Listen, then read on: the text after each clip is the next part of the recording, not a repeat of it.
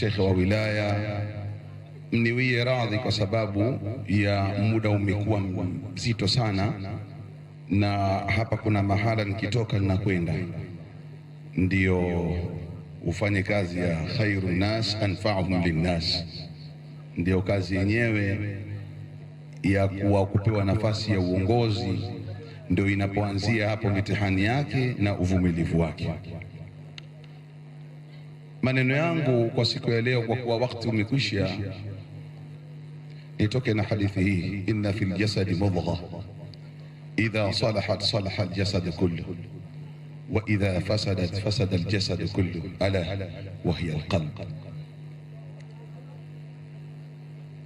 Twendeni na dini tutakavyokwenda nayo, lakini tuziangalie nyoyo zetu zipo kwenye dini. Dini isifikie pahala ikawa kama klabu za mpira, la, ifikie wakati dini iwe dini, virabu vya mpira viwe virabu vya mpira. Dini iwe dini na virabu vya mpira viwe virabu vya mpira, yasichukuliwa ya virabu vya mpira vikatiwa kwenye dini. Hizi nyoyo zetu zinazosema sisi tunafuata dini ziko sawa? Katika maradhi makubwa yaliyokuwepo ni nyoyo kusalimiana kwa kinafiki, heshima za kinafiki.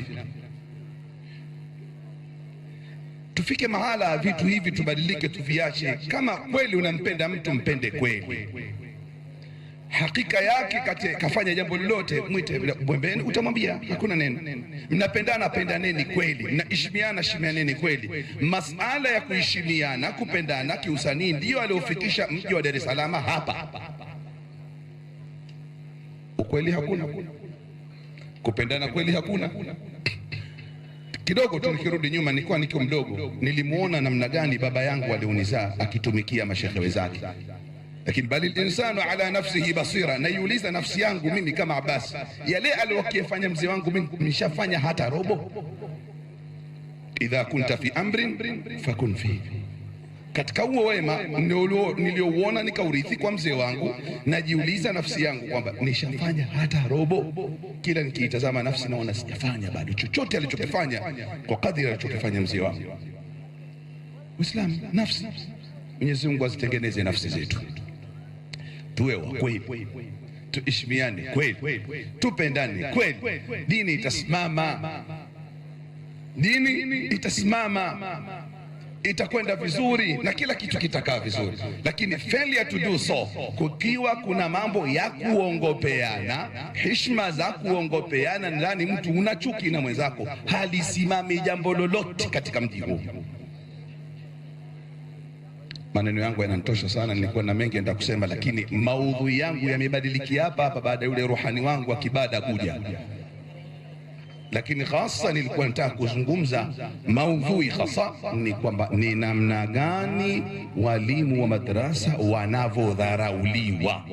Kama kiongozi ambaye nimetumwa kukutumikieni, na inshallah milango iko wazi, mimi ni mtumwa wenu, wala sio bosi wenu, wala sio kiongozi wenu mkubwa wa kuwa labda na jambo kubwa mbele yenu. Hakika ninakwambieni, nitabeba viatu vya mtoto mdogo, nitabeba viatu vya ustadhi, nitabeba viatu vya imamu, yoyote nitambebea kiatu chake, wala msipate tabu na mimi kabisa. Nimeletwa kwenu nikutumikieni, wala siwe juu yenu. Lolote lile la dini, karibuni tushirikiane kwa levu ya aina yoyote, isipokuwa tu wama tawfiqi illa billah.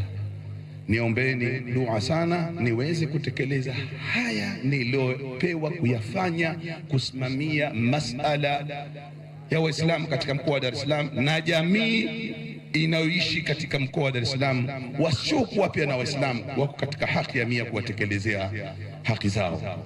Kwa hiyo mniombee dua. Hakuna mtu yote anaweza kuifanya jambo likanyooka kwa ujanja wake au kwa umaarufu wake au kwa kuwa kwake mtoto wa mjini, bila ya taufiki ya Mwenyezi Mungu. Na pia mtuombe dua kwamba nyoyo zetu zitingamae na uchamungu wa kweli, so uwe uchamungu wa acting, kwamba ukisimama kwa watu wakuone mchamungu, lakini si mchamungu wa kweli, pia utadondoka. Shughuli hii ni kubwa sana ya kutumikia watu. Nichukue nafasi hii kukushukuruni sana watu wote katika hadhara hii. Mwenyezi Mungu akujezeni kila la kheri.